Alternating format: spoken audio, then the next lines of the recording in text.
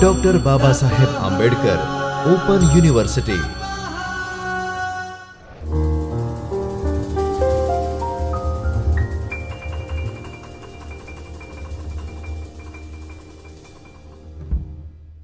Dear students, I Dr. Shivang Patel, Associate Professor, School of Computer Science, Dr. Babasaheb Ambedkar Open University, welcome you all from Chaitanya Studio of Dr. Babasaheb Ambedkar Open University.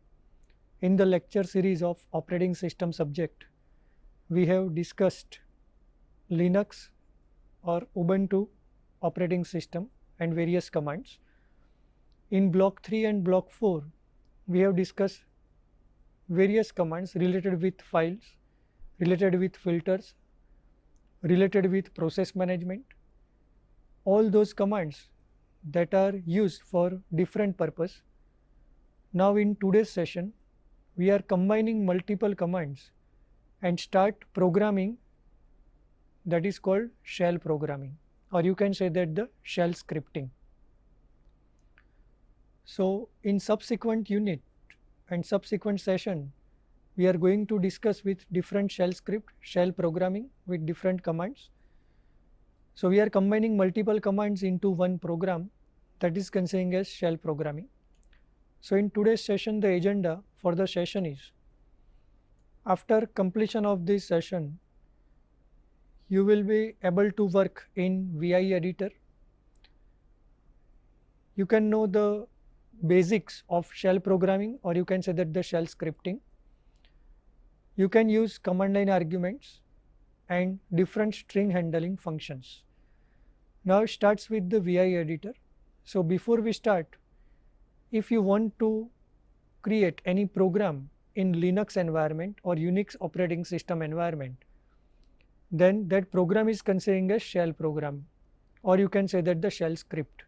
So this is nothing but you are combining multiple commands together for performing some specific task.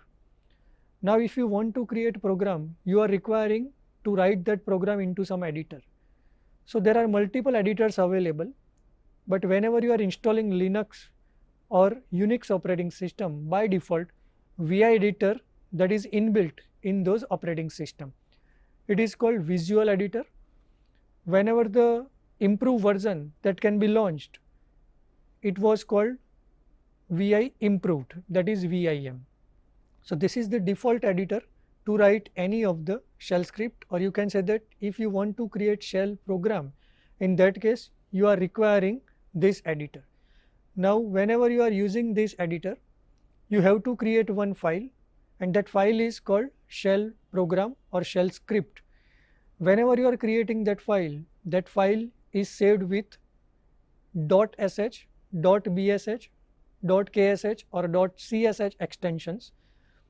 Why these different types of extensions?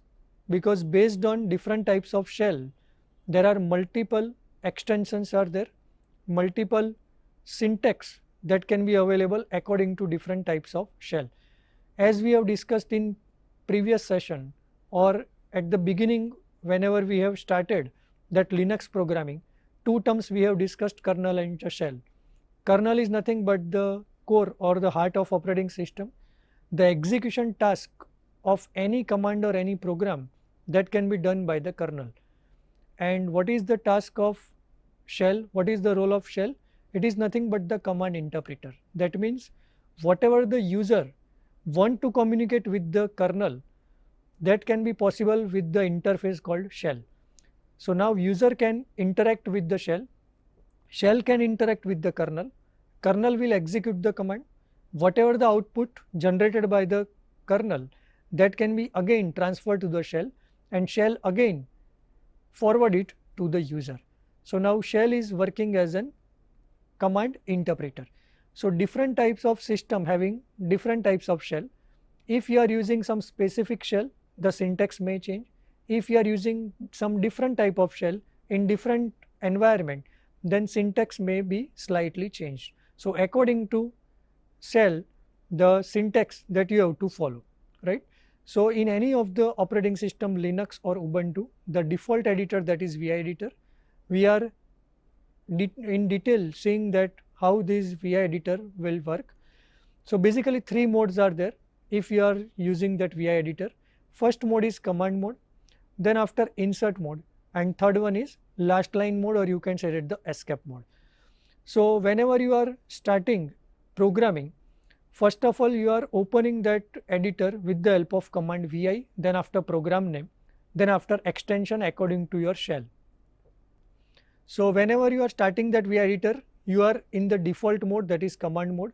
That mode is basically used to specifically cut some of the portion, or if you want to navigate into the file that you have created, that command mode that can be used. Second is insert mode. If you want to write something, if you want to insert some of the content into that particular file, in that case you have to convert the insert mode. And whenever you want to save the file, if you want to change the permissions for particular files, in that case you have to move into that particular command line or the last line mode, that is nothing but the escape mode. So if you want to switch among all 3 modes, you are requiring to press escape key. Now different shortcuts that are available for different kinds of operations. Say for example I, that is used for changing the insert mode. By default the mode is command mode. If you want to write something, you must require to change the insert mode, so we have to press I. If you want to save something, then you have to write :W. If you want to quit from this programming, in that case you have to write colon and then after Q. Whenever you are pressing colon sign, the mode will be changed from command mode to last line mode, right? So these are the different modes that we are going to discuss in today's session. So we will move practically so you can get more idea how to create any program with the VI editor. So you can see on the terminal, first of all how you can see which shell is already there in your operating system. So for that you can use the command echo and dollar, then after shell. So this is nothing but the environment variable. By writing this command, you can able to know which shell is currently available in your system. Currently in our system bash shell is there. There are different types of other shells are also there, Bourne shell, C shell, Corn shell. According to different shell, as we have already discussed, the extension of the file will be changed as well as the syntax that can be slightly changed. Now suppose we are creating one file, so you can write VI and then after the file name. Say for example, I am writing program 1, so prog1.sh. So sh is the extension. According to shell, the extension may be changed. It may be ksh, it may be csh, it may be bash. Right now it is sh that represent the shell, right? So when I am pressing, after writing this command, VI editor will open. Now currently by default it is in the command mode, so you cannot write anything. If you want to write something, you must have to change from command mode to insert mode, right? So this mode is basically to cut some of the portion from the file, or if you want to navigate into the file, say for example move one position back, move one position next, move to up position, move to down position, beginning of the line, end of the line, all sorts operations that can be possible with the command mode. Now we want to write something, in that case you have to press I. So I am pressing I, so escape and I. So now it is in the insert mode. You can see at the bottom, now currently I am in the insert mode. Now you can type anything. So I am writing here, this is a sample shell script. As you already aware, in C programming or C++, if you want to write comment, then you are using // or / and asterisk. Same way, if you want to write comment in this VI editor in shell programming, you can start with the hash sign. That means that whatever the lines you are writing after this hash sign, compiler, or you can say that the kernel, that cannot execute that file because it will be considering as that particular comment.